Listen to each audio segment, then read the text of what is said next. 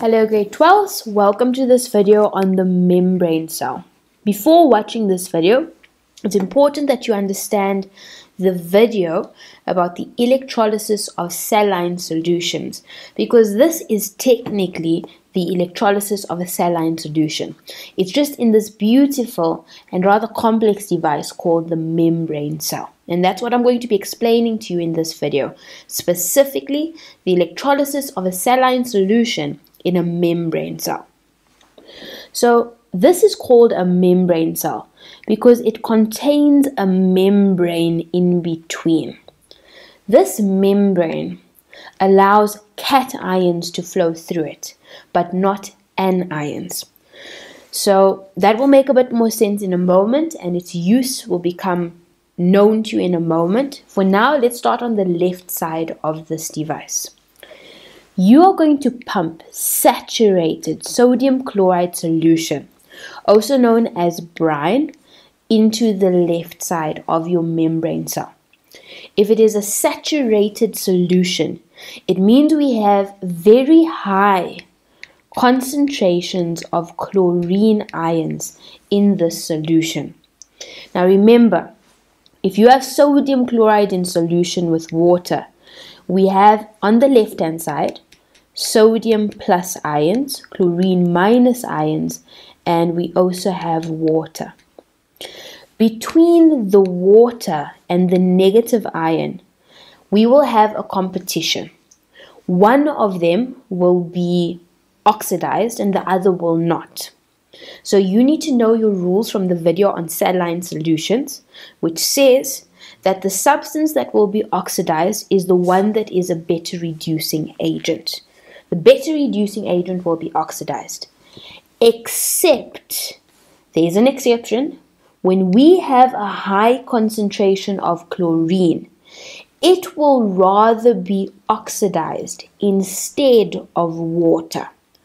So on this side, in the left side, since we have water, chlorine and sodium, the chlorine wins the competition and the chlorine is going to be oxidized. The electrode on this side is connected to the positive terminal of the battery. It's connected to the positive terminal of the battery, which means that it is the anode where oxidation takes place. Okay, so our chlorine ion, is going to be oxidized. They've written it out here, but just in case you can't see it, we have chlorine ions are going to form chlorine gas plus 2 electrons. They lose electrons. What will happen is that the chlorine gas will exit the solution. They're going to move out of the solution.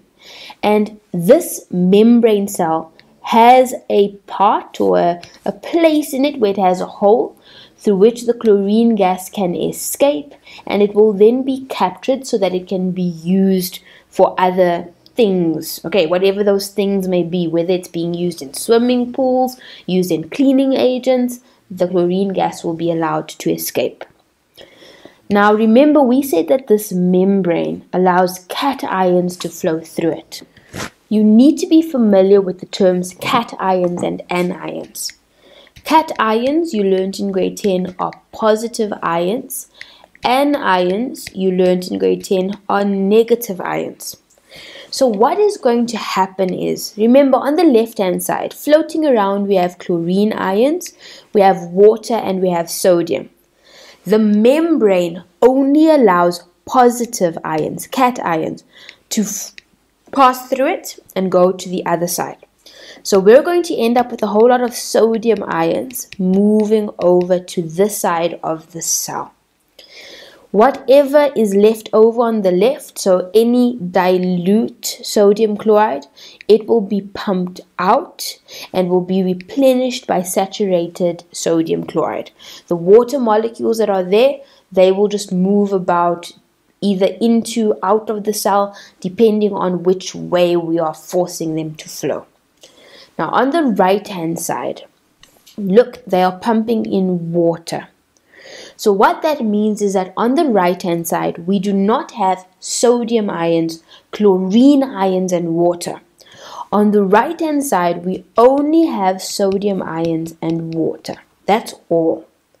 And now the competition becomes between the sodium ions and water, which one is going to be reduced? The electrode on the right hand side is connected to the positive terminal. So the electrode on the right hand side, that is our cathode, where reduction is going to take place. So the sodium ions and the water are going to compete to see which one is the better oxidizing agent, because the better oxidizing agent will be reduced. They love to ask in exams, why is it that the water molecule was reduced instead of sodium? There you're going to say it is because sodium is a weaker oxidizing agent, or you can say water is reduced because it is a stronger oxidizing agent. You always refer to the agent when they ask questions like that. So in this case, water you're going to find, if you look at the cell potentials, you're going to find that for water, the cell potential, sorry, that should be up there. The cell potential for water, I'm just going to quickly go to my table. I find that it is negative. It's the one at the bottom. It's negative 0.83. The cell potential for sodium, on the other hand, is negative 2.71.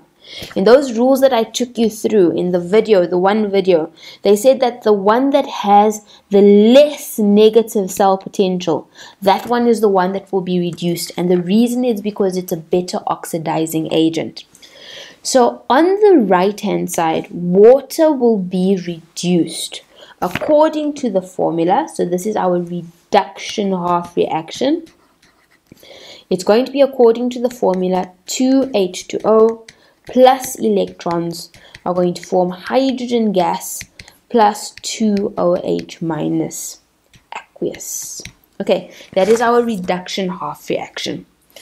This hydrogen gas, like the chlorine gas on the left hand side, is going to be allowed to escape the solution, and it will be captured somewhere else so that it can be used for a different purpose. Remember, any electrolysis reaction happens so that we can get more useful compounds. In this case, two of the useful compounds from the membrane cell is chlorine gas and hydrogen gas. Now remember, on the right hand side at the moment, we still have our sodium ions. And as a result of the water being reduced, we also have hydroxide, the hydroxyl ion. There you go. They are floating around as well. That's all that's left. These two. What we can do is we can pump out our solution, and then we have a solution of sodium hydroxide, which is also a useful substance. So I want each of you to please go and read in your book what the uses are of these different substances.